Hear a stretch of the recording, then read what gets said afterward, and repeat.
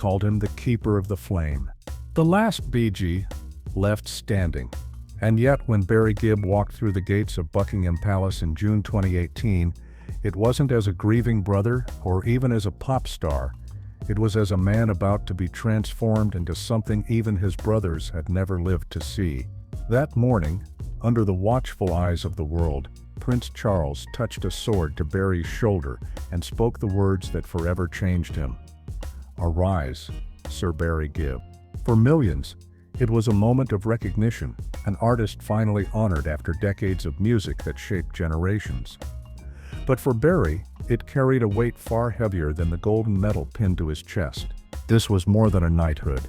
It was a culmination of struggle and survival, a journey that began with poverty on the Isle of Man, that endured the ridicule of the disco backlash, that carried the grief of losing 3 brothers and still found a way to rise again. But how did a boy with a second-hand guitar, a falsetto voice, and a dream bigger than his family's bank account become a knight of the realm? And what did that moment really mean when the last of the Bee Gees bowed before the crown? This is RetroWaves, where music legends are reborn through the stories history forgot. If you love uncovering the secrets behind the artists who shaped your world, hit subscribe and join us as we unravel how Barry Gibb became Sir Barry Gibb. Barry Gibb's journey to Buckingham Palace wasn't inevitable. In fact, for most of his life, it seemed impossible. Born in 1946 on the Isle of Man, Barry was the eldest son of Hugh and Barbara Gibb, a working-class family with more dreams than money. Music was their survival, their escape, their chance at something bigger. When the family moved to Manchester, the Gibb boys sang on street corners, earning coins from strangers who stopped to listen. By the time they emigrated to Australia in 1958, Barry had already begun writing songs, not childish ditties, but mature emotional ballads that hinted at the man he would become. In Australia, the Bee Gees were born. They weren't just another band, they were brothers with a sound no one else could copy. In the 1960s, they returned to Britain and exploded to Love Somebody, Massachusetts, Words. Suddenly, Barry wasn't just a songwriter, he was a leader of one of the biggest groups on the planet. And then came disco. The Bee Gees didn't just ride the wave, they became the wave. Stayin' Alive, Night Fever. How Deep Is Your Love? Barry's falsetto became the voice of a generation. But fame has a cruel price. By the 1980s, disco was declared dead. Records were burned. Radio stations banned them. Overnight, the Bee Gees became a punchline. For another man, the story might have ended there. But Barry reinvented himself. He wrote for Barbra Streisand, Dolly Parton, Kenny Rogers. His songs stayed at the top, even when his name didn't. Yet behind the hits, tragedy loomed. Andy died at just 30. Maurice passed in 2003. Robin in 2012. By the time 2018 arrived, Barry was the last Gibb brother alive. So, when the Crown recognized him not just as a pop star, but as a man who gave the world 5 decades of music, it wasn't only Barry standing in Buckingham Palace, it was the memory of his brothers too. But what was it really like inside those palace walls when the boy who once sang on street corners became a knight of the realm? Before the fame, before the glittering lights, before the word disco was even invented, there was just a boy with a hand-me-down guitar. Barry Allen Crompton Gibb was born in 1946 on the Isle of Man, in a modest family that barely scraped by. His father, Hugh, was a bandleader who never quite made it big, and his mother, Barbara, was the anchor who kept the family afloat through moves and financial struggle. The Gibbs didn't grow up with privilege. They grew up with hunger, both the physical hunger of poverty and the burning hunger to escape it. When they moved to Manchester in the early 1950s, Barry and his younger brothers Robin and Maurice found solace in music. Singing on street corners, they harmonized for pennies, hoping someone would toss a coin into a hat. Those who heard them knew something was different. Their harmonies weren't the messy sounds of children, they were haunting, mature, impossibly tight. The boys had something raw and undeniable. Barry, the eldest, wasn't just their leader. He was their composer, already writing songs far beyond his years. By 1958, the family packed up again, this time moving to Australia. Most families left dreams behind when they emigrated. The Gibbs carried theirs with them. In Australia, Barry's songwriting became the family's lifeline, and the Bee Gees, named after the initials BG, were born. It was here that Barry realized something extraordinary. Music wasn't just his passion. It was his weapon against poverty. It was his destiny. But how could three boys from a working-class family in Australia possibly break into a music world dominated by Britain and America? When the Gibb family returned to Britain in 1967, they didn't come back empty-handed. They arrived with a growing reputation and a stack of songs ready to change the world. Almost overnight, the Bee Gees were being compared to the Beatles. New York mining disaster 1941 introduced them to the charts. Then came Massachusetts, Words, and To Love Somebody. Within just 2 years, Barry's vision had become reality. The brothers weren't just entertainers, they were poets of their generation. Barry's songwriting became legendary. He could write heartbreak into 3 minutes of melody. His falsetto, once unusual, became iconic. And in Robin's trembling vibrato and Maurice's grounding harmonies, the Bee Gees built a sound no one else could touch. But even as the hits poured in, Barry was restless. He wasn't satisfied with being just another British invasion act. He wanted more. He wanted history. That opportunity came in the mid-1970s, when the Bee Gees shifted their sound. Inspired by the rising pulse of dance floors, Barry leaned fully into falsetto, transforming their style into something new, something nobody else was doing. The gamble was enormous, and yet it worked. Jive Talkin', You Should Be Dancing, and then of course, Saturday Night Fever. With Stayed Alive and Night Fever, Barry didn't just write songs, he wrote the anthem of an era. The Bee Gees became gods of disco. Their voices were everywhere. Their records shattered sales, and Barry's name was etched into history. But what happens when the world that crowns you suddenly turns against you? By 1979, the Bee Gees had reached a level of fame that was almost unbearable. They weren't just popular, they were inescapable. Radio stations played them non-stop. Their faces filled magazines. Their voices dominated the Billboard charts. And then just as quickly as it began, it collapsed. The Disco Demolition Night in Chicago in 1979 was more than just a publicity stunt, it was a cultural revolt. Thousands gathered to burn disco records, and among them, the Bee Gees' albums became targets of anger and mockery. Suddenly, the very songs that had made them legends were being ridiculed. Barry felt the sting deeply. The band that had once defined a generation was now branded as a joke. Concerts struggled to sell. Radio stations banned them. The backlash was so intense that Barry himself admitted he sometimes wondered if the Bee Gees' career was over. But Barry wasn't finished. Instead of retreating, he turned to songwriting for others. If the Bee Gees' name had become poison, his pen would stay powerful in the shadows. He wrote for Barbra Streisand, Guilty. For Dolly Parton and Kenny Rogers, Islands in the Stream. His melodies lived on the lips of other legends, proving his genius couldn't be erased. Still, the question lingered. How long could Barry survive the weight of ridicule, heartbreak, and the decline of everything he had built?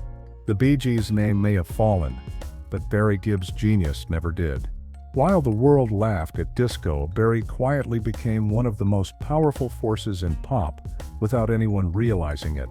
In 1980, he partnered with Barbra Streisand on Guilty, an album that gave her one of her biggest hits and cemented Barry as a songwriter for the ages. A year later, Kenny Rogers and Dolly Parton sang Islands in the Stream, written by Barry and his brothers, and it became one of the most successful duets in history. He wasn't in the spotlight, but his fingerprints were everywhere. Diana Ross's Chain Reaction all carried Barry's unmistakable touch.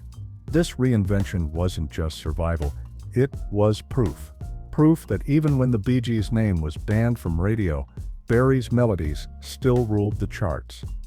He didn't need the spotlight. He was the spotlight.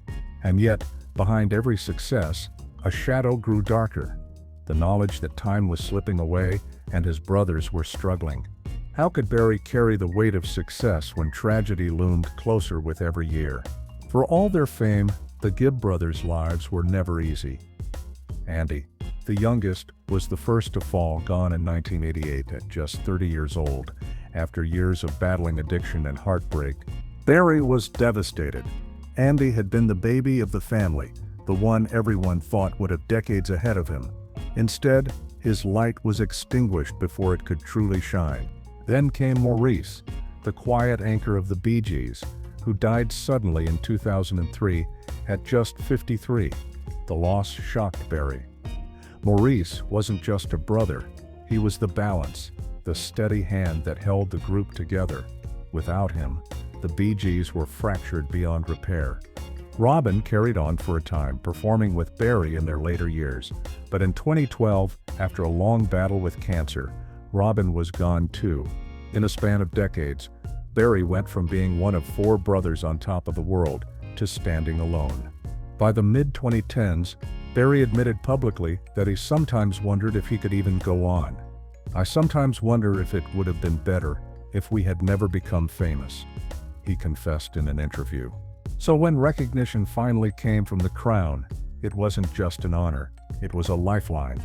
But could one knighthood carry the weight of 4 brothers' legacies? The year was 2018.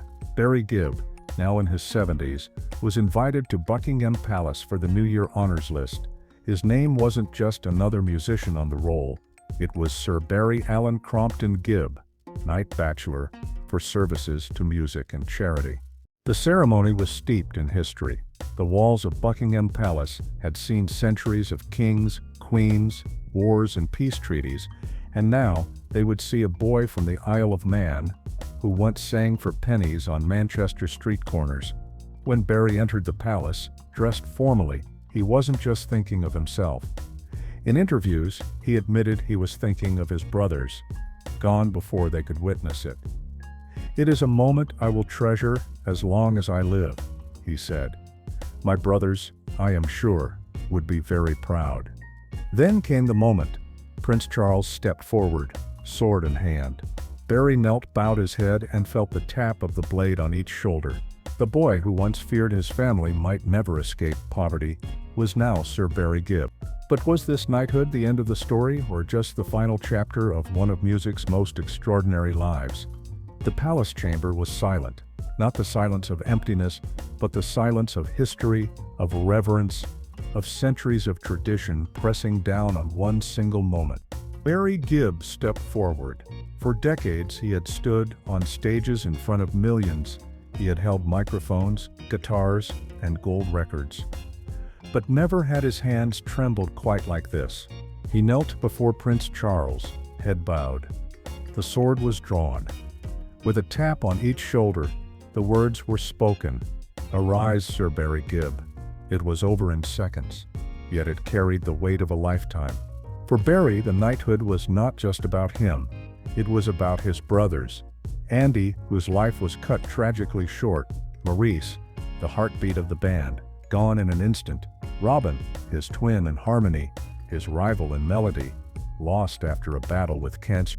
As Barry stood to accept the medal, he was smiling, but inside he was carrying them all with him. Later, in interviews, he confessed he wished his brothers had been alive to share it. "If it was not for my brothers, I would not be here today. This is for them as much as it is for me." For the millions who saw the headlines, it was just another celebrity honor, but for Barry, it was the crown's acknowledgement that the music of the Bee Gees, born from poverty, struggle, and heartbreak, was woven into the fabric of British culture. At that moment, the boy from Manchester was no longer just Barry Gibb, the pop star. He was Sir Barry Gibb, Knight of the Realm, custodian of one of the greatest legacies in music history. But as he left Buckingham Palace, the question lingered. Was this the triumph of a man, or the final bow of a family that had given everything to music? Barry Gibb's knighthood was more than ceremony. It was recognition of endurance, of a life where every high came with a devastating low. And yet he carried on. From the Bee Gees' rise in the 1960s to their domination of the 1970s to the brutal backlash of the 1980s, Barry proved that reinvention was survival. When fame faded, he wrote hits for others. When tragedy struck, he honored his brothers by keeping the music alive. The knighthood symbolized not only the crown's gratitude for 5 decades of music, but also a nation's acknowledgement of resilience. The Bee Gees' songs had carried people through heartbreak, joy, weddings, funerals, and lonely nights. Tonight Barry was to say, this music mattered. And yet Barry himself remained humble. He admitted that the knighthood felt surreal, that he often felt his brothers deserved it just as much. "I will carry it for all of us," he said. In that statement lies the truth of Barry's life. He has always carried the weight, not only of his own success, but of his family's. And when the palace doors closed behind him, that day in 2018, it wasn't just Sir Barry walking out, it was the legacy of the Bee Gees, knighted at last. Barry Gibb's journey from street corners to Buckingham Palace is a reminder that music isn't just entertainment, it's history, it's survival, it's legacy. What do you think? Was Barry's knighthood the recognition of a lifetime, or was it something even greater, a tribute to all the brothers who never lived to see it? Let us know in the comments, and don't forget to subscribe to RetroWaves for more untold stories of the legends who shaped our world. Because every song has a story, and every story has a truth waiting to be uncovered.